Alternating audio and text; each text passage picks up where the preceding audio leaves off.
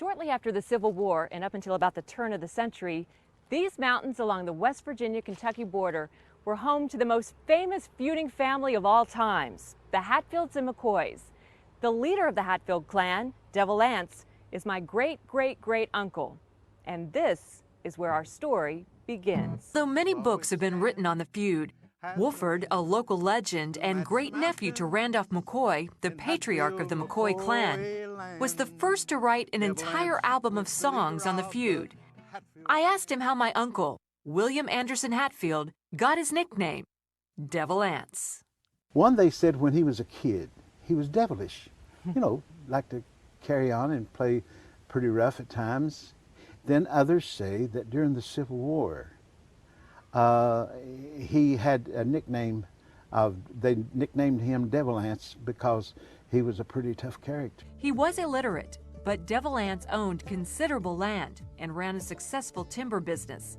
He and his wife Levice were busy raising 13 children. Life was good. Until one day in the fall of 1878, Randolph McCoy, who lived on the Kentucky side of the Tug Fork River, accused Floyd Hatfield, Devil Anse's cousin, of stealing some of his hogs. The case went to trial, and a jury of 6 Hatfields and 6 McCoys found Floyd Hatfield innocent. After that, tensions remained high among the two families. But not for John C. Hatfield and Roseanne McCoy. Despite their family's feud, the oldest son of Devil Anse and the daughter of Randolph McCoy fell in love. Roseanne, too afraid to go home, moved in with John C.'s family and became pregnant. But their fathers would not let the young couple marry. So Roseanne moved in with her aunt and gave birth to a baby girl who later died of measles. To make matters worse, John C. soon married Roseanne's 16-year-old cousin, and although it wasn't a bullet that killed her, Roseanne died of a broken heart just the same, while still in her 20s. Then, 2 years later, the fighting escalated into one of the bloodiest battles of the feud. It was a hot summer day back in August 1882, and it was Election Day here on Blackberry Creek.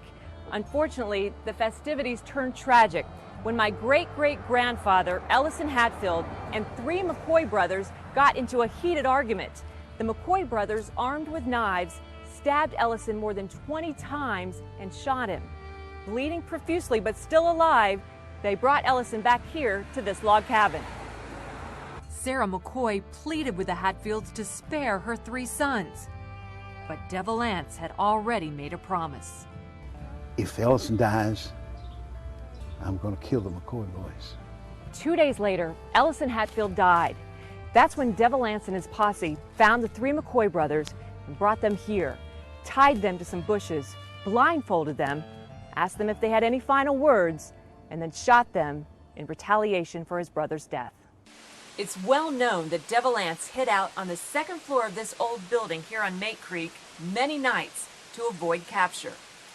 My late grandfather, Tom Chafin, and the nephew of Devil Anse recalled a visit to Devil Anse's home when he was just a boy.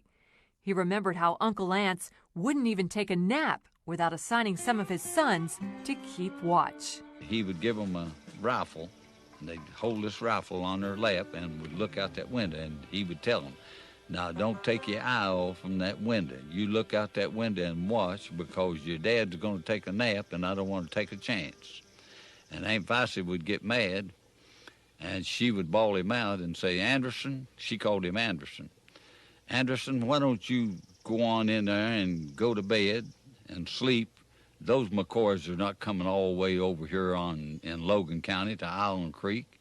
There were several more battles, and as many as 15 lives lost in the feud, including 5 McCoy children. Some say Randolph McCoy, who spent his later years as a ferryboat captain, never quite recovered from the loss of so many children and died in 1914 at the age of 88, a bitter man. But for Devil Anse, something dramatic happened that changed his life and perhaps the lives of many generations to come.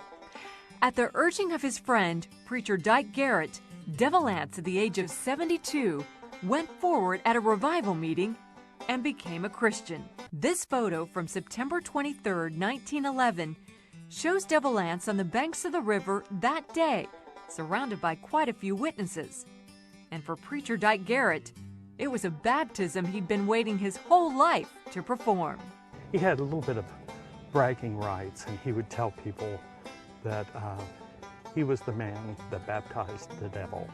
I spoke with author and feud expert Keith Davis at the Hatfield Cemetery in Logan County, West Virginia, home to a life-size marble statue of the feud leader. He believes the baptism of Devil Anse not only helped officially end the feud, but had an impact on generations of Hatfields and other families throughout the region. According to friends and neighbors, Devil Anse spent the last 10 years of his life in peace, knowing that he was forgiven, his sins washed away in the cool mountain stream. His death from pneumonia in January 1921 at the age of 81 received much media attention, including an article in the New York Times. And his funeral was the largest ever held in Logan County, drawing several thousand people. They say some of the mourners even had the name McCoy. Let me take him back to Kentucky with me, please. Over time, the two families reconciled. Hatfield McCoy Family Feud Special. In 1979, in fact, they went on the game show Family Feud with a live pig on the stage, a nod to the hog who started it all. And next week, the annual Hatfield and McCoy Reunion Festival. Today, we Skyped with two of the organizers, David Hatfield and David McCoy. Really? I mean, nowhere in the back of your mind you're not thinking to yourself, I don't trust these Hatfield people.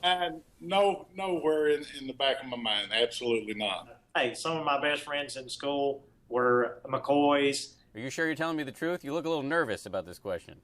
No, not at all. As one of them said today, if the Hatfields and McCoys can get along, anybody can. What they're looking at is a pilot program pertaining to the Hatfield McCoys involving forensic science. And in that being said, they're going to be looking at DNA. They're doing DNA on Hatfield descendants and on McCoy descendants. We're going to the different sites, looking at DNA on artifacts, potential site locations. They're able to actually go in and pull DNA after they have DNA from Hatfield descendants or McCoy descendants. They can actually go into the ground or do DNA off an artifact or off a gun or something of that nature to make the connection that, yes, this fits that time period. This is part of the Hatfield-McCoy history. Tomorrow is the 125th anniversary of a confrontation that ended America's most infamous family feud, the Hatfields and the McCoys. Researchers have now found the first physical remains of that final battle. Mark Strassman has an exclusive look at the evidence that could rewrite the history of these hillbilly clans. In these East Kentucky hills, Bob Scott's family has owned this land, almost 50 acres, since 1902. It was the stage for a bloody chapter in American history that's also part of his family history, the Hatfield-McCoy feud. My mother's maiden name was Hatfield. My grandfather's name was Valentine Hatfield, and his wife was Ethel Hatfield. And yet this is McCoy. This is McCoy property. Randall McCoy, patriarch of the Kentucky clan, once lived here, and his well still sits on Bob Scott's land. His blood enemy was Devil Anse Hatfield, leader of the West Virginia clan. This spot is also where the families finally ended a generation of fussin', fightin', and killing, sparked by a murder right after the Civil War. This climactic battle came to life in a History Channel miniseries earlier this year starring Kevin Costner. The Hatfields, outside, opened fire on the McCoy family inside their cabin. This was cold-blooded, middle-of-the-night ambush killing women. Randall McCoy escaped, but his son and daughter were shot down when they ran outside, and his beaten wife left for dead. It was a turning point in the feud. Within 20 days, the Hatfields were under arrest, and the trials followed shortly thereafter. 23 years of this conflict, and then almost like a light switch, it's over. Oh, I got a bullet! This past September, a team with the National Geographic Channel series Diggers used metal detectors to search the hillsides around Randall McCoy's homestead. They found 10 bullets from the New Year's Day massacre. The trajectory of the bullets led them to this spot near the McCoy well and this find. Burnt wood, square nail, McCoy house burnt down. Man, that's awesome. They outlined the footprint of the McCoy cabin, and a team of state archaeologists began excavating. Put that in your hand. You're holding a piece of American history. Richardson and Scott showed us some of the 40 artifacts. That rifle bullet makes contact with something, goes into the ground, stays there for 125 years. Until today. Until today. This is the thing that confirms everything else. This piece right here, this confirms, oh, it was the cabin. Why is this find so significant? We don't have any bullets that were fired at the Hockey Corral. We don't have a bullet that Jesse James fired. Think about it. Here you've got actual bullets fired during one of the most famous conflicts in American history. 125 years ago tomorrow, Bob Scott's Hatfield ancestors came calling, guns firing. As a Hatfield descendant, do you understand this feud today? What? Around here, them's fighting words.